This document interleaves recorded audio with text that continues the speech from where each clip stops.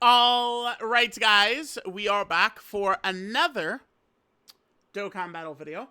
So I think I've seen enough at this point to update the LR tier list. Kind of shocking to me. I would not have expected, like, I don't know, man. Even if I wanted to be very optimistic about Carnival LR EZAs, I'm not sure if I would have thought Goku would be as good as he is. I don't think so. Because it's very simple with me. I have, as of right now, the anniversary Dokkan Stellar EZAs. They are in a different bracket, and then there's all other EZAs. All EZAs, which could be fumbled, they could be W's, they could be legendary, they could be huge shit. It's like there's no rhyme or reason to many EZAs if you exclude the anniversary Dokkan Stellars, right? So yeah, let's just jump in. Not really too much movement. This right here is the last LR tier list I did. There is, well, I mean, I guess there's a little movement. This was on February 1st. This is only 5 days ago. There's only, well, let's jump into it. Let's jump into it. We really have not moved around too much. Yeah, so let's just go. Let's just go. All right, number one. Well, this is 10. We have Rose. We'll talk more about Ultimate Gohan later, but yeah, Ultimate Gohan is pushed off. I've been confused about people's discussions of Rose all year. Rose is, I mean, is he not just a more impressive version of Ultimate Gohan? He's like Ultimate Gohan, but he's stronger in slot 1. Ultimate Gohan does have the Ki Blast nullification, so if you really want to just say the Cell Max fight is like, oh my god, the Cell Max fight is so hard, and that's all that matters, like, you know, okay, then you could nudge Ultimate Gohan up, right? Because the Ki Blast nullification, he doesn't get touched. But, like, Rose is just a stronger version of Ultimate Gohan is great, but Rose is just a stronger version of him. I think it just boils down to people will, like, serve an agenda on a character, and they just have to, like, maintain that forever. Like, I need to constantly be ready to take in this new information and be able to adjust things as I see it. But, like, you know, like, I'm using Rose, and it's like, yeah, like, he's just, like, a little bit of a better version of Ultimate Gohan. That's what he is. So, I think this is fine. I think they're close. And if you'd want to get Ultimate Gohan above this guy, you would just say you're really, like, you know, the Cell Max fight is the one that's super duper important. Because in there, Ultimate Gohan's got his nullification, right? Alright, so there's that. Next is Golden Frieza and Gogeta. Oh, whoops, I didn't even... let me... Hold on, kids. Let me actually get Rose on there. How about I do that? Next is Golden Frieza and Gogeta, right? Golden Frieza can certainly have some iffy moments, but Gogeta is able to just flat out dominate the Gammas fight, the Bio Broly fight. In Cell Max, if you're able to make it through the first turn with Golden Frieza, Gogeta can cook up, right? A lot of these other fights. I mean, I think Frieza is at least solid enough against some of Tamagami 1's early attacks. You could potentially use them there. Tamagami 1, funny enough, may actually be the hardest fight, but, like, no one really runs it because of the structure of it, where every single turn you are dodge canceled, someone's guaranteed stunned, someone is guaranteed sealed, and he's doing multiple AoEs. Oh, and did we mention there's dodge canceling? Like, that's just that's the fight from hell, right? But Gogeta is up here with his pretty easy to use 100% dodge. I feel like gets him up there. Next to this is where I've got Omega and Gogeta. I don't really see anything from these characters to make them drop down. It is funny. I do routinely see people like, oh, like Gogeta's completely done, but like Gogeta, it is true. You pop his active skill, and he doesn't take damage. And with the structure of these fights are not usually like 10 turns of hell. Every single turn is like nip and tuck. We're barely living, right? Like, if a boss was, you know, like a power crept boss compared to what we've got right now, that would last like 10 turns, that's where, you know, Gogeta could start to have trouble, right? Where it's like he's good on the Dragon Fist turn, but outside of that, he could be clapped up. But I don't know. Like, I'm not finding Gogeta struggling in these big fights. I mean, he could take some damage sometimes against Bio Broly. Ultimate Gohan could take some damage against Bio Broly, right? Like, I don't know. I find Super Saiyan 4 Gogeta to be very good, very safe.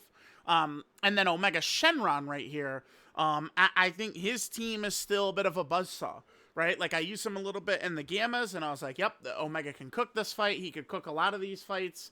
I like Omega's good. The one thing with Omega, though, I'll give you all this. You can plummet Omega if your only argument is going to be all I care about is Cell Max. Cell Max does destroy Omega because Omega's not a guard character. So it's like Omega does get fodderized by Omega. Omega does get fodderized by Cell Max. That is kind of an important detail right there. All right, next, we're going to move into what I think is kind of the next bracket of characters. This is the one change I'm going to make. I'm actually going to do Daima Vegeta, then Future Gohan and Trunks. I do think that this one is just me, more prisoner of the moment, like, caught up in the hype right here. Like, Daima Vegeta is really good. I am much higher on this guy than other people. Like, it's like day one, a lot of people are like, oh, Daima Vegeta, like, is he better than Goku? And I do love this guy's kid. I think he's still one of the most fun characters in the game. But like, as time has gone on, people have plummeted this guy, like that I see, right? People are plummeting this guy. This guy does not have a bunch of like crazy bad flaws or anything like that. It's just that he is a traditional kind of like slot 2 character. That's the one thing. And unfortunately, like that does kind of like, that does matter, right? Like, so like Vegeta can have a little bit of trouble against Cell Max. Vegeta could have trouble against locking bosses. Vegeta could have some trouble against AoE type bosses. But I find Vegeta to be very impressive. I think his active is good. I've seen a lot of like people laughing at this ability, but low key, this shit is fire. I love this, and it certainly helps the one major flaw that Daima Super Saiyan 4 Goku has, which can be key at times as well for him, right? So that's good. I think I would be higher on this guy. This ability, I'll just say it flatly, is overrated as shit. It is. I'm sorry. Now, the reason I think that, though, is because it starts from the 4th turn from the start of battle. If this is a turn 1 ability, boom. Yup, all glaze. He does help Mini Vegeta, but, again, this doesn't trigger until turn 4, right? Like, these hardest fights right now, like, or at least the fights that I consider kind of the hardest, I mean, Bio Broly and Cell Max and Tamagami 1 and shit like that, the entirety of the fight is taking place before this is even activated. That's the problem. I mean, in the Gammas, yeah.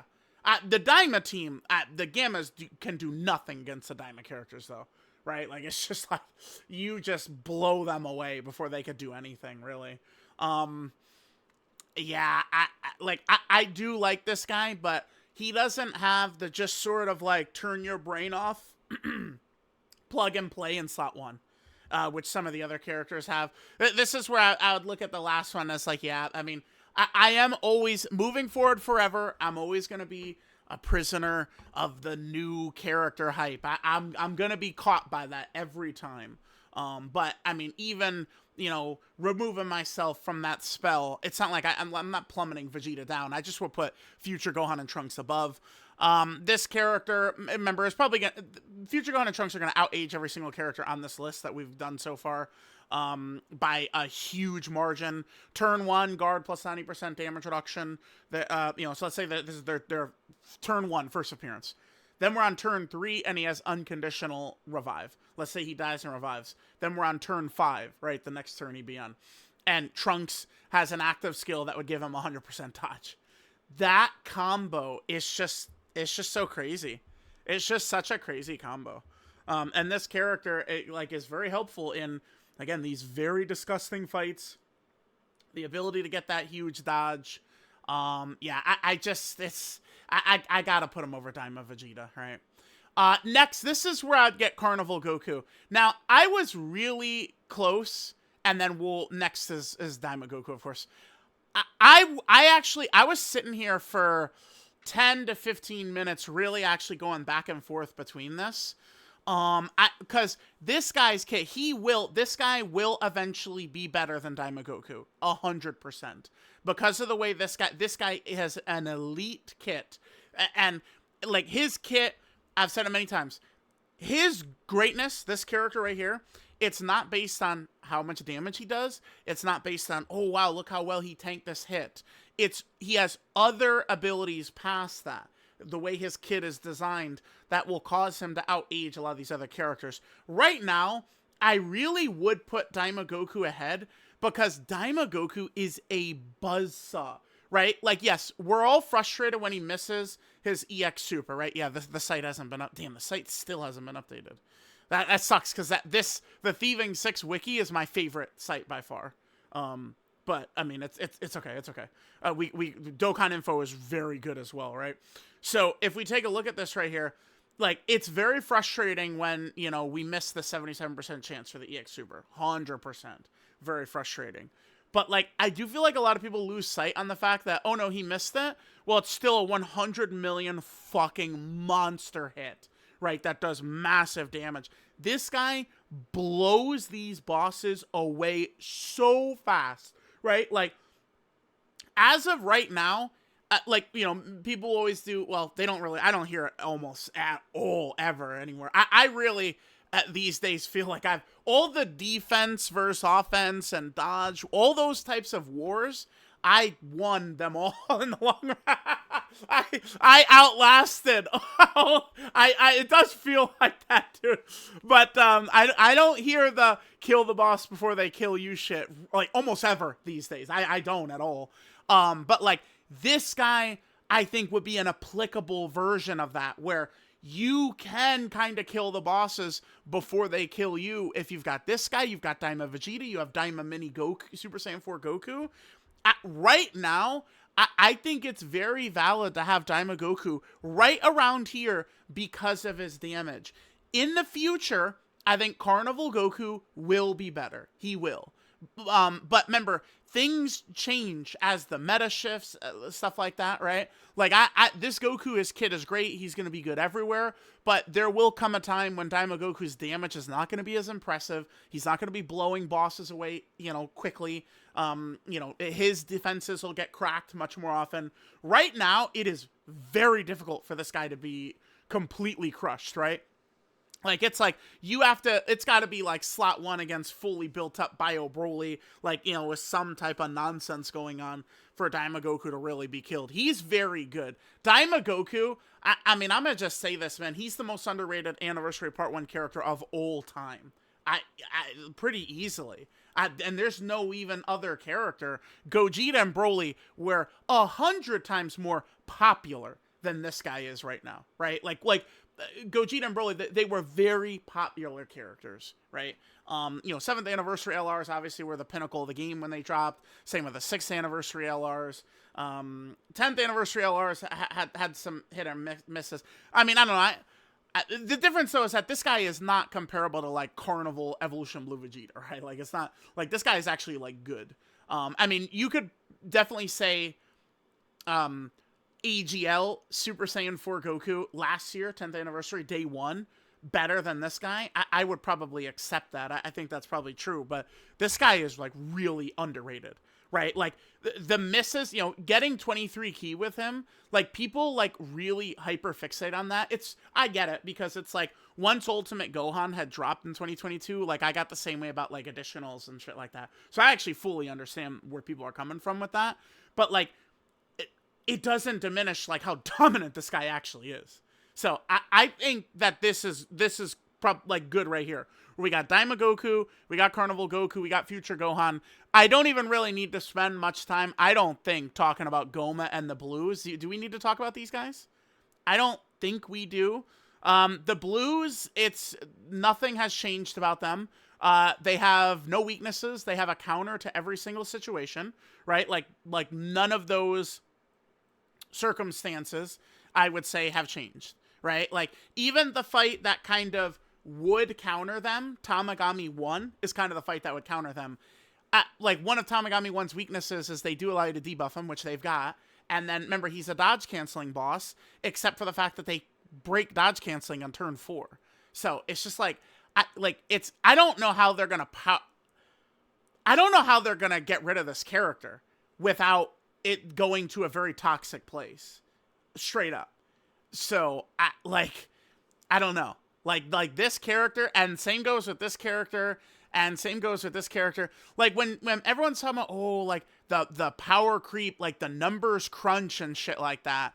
When I'm looking at some of these characters up here, Goma and the Blues and Future Gohan and Trunks, it's just like, man, like what are they going to do to where in a year, like Goma is like 10 on this list, or he's not on here or something? Like what? I mean, we were saying the same thing with Beast Gohan, and now it just seems natural. Oh, they just increased the damage, right? And it's, but I don't, like, where I'm sitting right here, it's like, oh my god, like, this is a crazy top, like, 10. None of these characters are weak here, and because of how good this is, I do have, so this is the updated one here. Let's just zoom in a little bit here. So I did fill it out past 10. Right? So we have our 1, 2, 3, 4, 5, 6, 7, 8, 9, 10. Boom, at Rose. Again, I talked about Ultimate Gohan versus Rose. I'm sorry. Ultimate Gohan is much more popular than Rose, like to Dokkan players. Rose is just better. I mean, the only thing that you can really hold Ultimate Gohan well above Rose on is the Ki Blast nullification. And you really want to say, like, that Cell Max fight, that's the fight. If you're going to do that, I see it. But at the same time, I'm not even super pressed if you put Gohan above Rose. But just from what I see, Rose is just a stronger version of Gohan that could go inside one, right? Like, so that's that. The Super Saiyan 4s, Piccolo, Gohan, Goten, and Trunks. Here's where I have Carnival Kid Gohan, I'm thinking. Is there another character that I'm missing out on that could be in here? I don't think so. Is there, like, some demon I'm forgetting about? Some LR? Maybe AGL Golden Frieza's like right around that range as well, right near the gods. But or AGL, I guess AGL Super Saiyan 4 Goku and AGL UI Goku as well. If I'm gonna do this, actually hold on. Let me grab them as well, because like we're doing a top 10, but on the second part, I mean I can freely add. Oh, this doesn't even go all the way back to AGL UI. Can I just search them, like, here? Yeah, we can. Okay. I was like, yeah, wait, holy shit, it doesn't even go all the way back to them. Okay, UI and Super Saiyan 4. Give me a second to just, like, consider this, but I do want to add these two to this kind of, like, row right here. Chat, I think I would do something like this. I even maybe am having too much in S. We could drop down maybe a little bit. I mean, the gods a full tier below the rest of these characters. Should I do that? I do like Kid Gohan, by the way, but it's just Dokkan hasn't really the biggest issue I have with 2025 Dokkan, in my opinion, to me, I think is the way they handle GDC power creep was their worst offense, right? And I see, like, you know, right now during the anniversary, people are like, oh my god, there's nothing to do, it's so boring, stuff like that. Had they dropped, like, a nutcracker fight, people wouldn't be saying that. But I think that's also very unhealthy to a lot of players, and potentially a lot of casual players as well. So it's like, no matter what, it's like either door, people are going to be upset. I think holding off on big power creep for a little bit more is a good idea. Again, I just was not a fan of what they did. The GDC fights were fun, but wiping out the 10th anniversary characters the way they did, I don't think was good or healthy for the game. Right. I'm going to just leave it like this for now. Maybe I might keep doing this for this one, where, like, we're not really talking about the characters as much, but just kind of, like, fill them out like this. And then maybe I'll look into a little bit more to kind of, like, split up the rows a little bit. Because I don't know. Like, I think of the gods on turn 4, and it's like, the gods on turn 4 could certainly be better than, like, turn 4 Orange Piccolo without his extra damage reduction up, or without the Orange Piccolo transformation used that turn. You know, shit like that, right? This character, I just think of their over-reliance on the youth category and the struggles we could have with the youth category. Kid Gohan, right there. Maybe I should just grab it at AGL UI and put him down a notch. Maybe like this. Kid Gohan. Yeah, you know what? I like this. We're gonna go with this, chat. Yeah, this looks good. This looks good. So, all right, let me know what you guys think. What is it that people would be upset about? I think people will just focus in on the ultimate, like this row. But I still, I'm really trying to like see how people are talking, compare that with my own experiences and stuff like that. I'm not seeing Ultimate Gohan blow this row of characters. I'm sorry, I'm not. I don't see it. I don't see it. Um, so like I think it's just like if people are gonna be upset about something, I think it's just this five. But I don't think I've seen so these five characters I think are pretty close, right? I have not seen a player with like the same five compared to another player. Like these are usually quite different between players. But I think that this grouping right here from Super Saiyan 4 Gogeta, Omega Shenron, Golden Frieza, and Gogeta, Rose, and Ultimate Gohan, I think that there are like there's strengths and weaknesses that each of them have, right? And remember, if you really want to push the Cell Max fight, that's where Ultimate Gohan and Super Saiyan 4 Gogeta can push ahead because they both have the Ki Blast nullifications. And Gohan, let's not, dance around it. Gohan, I guess, even saying Ki Blast nullification doesn't quite cut across. He literally just says fuck no and cannot be hit. Right, his Ki Blast nullification throughout the entirety of the Cell Max fight, because I've never been in there on like turn 8 or something like that, is he literally says no. You cannot, like it's a 100% nullification. Super Saiyan 4 Gogeta is 70%, Mini Daima Goku, the first one is 100%, then any others after are 70%. Carnival Goku's got a Ki Blast nullification at 70%. Blue Goku has to hit his 80% dodges. Gohan just says no, right? So, I don't know. Let me know what you guys think.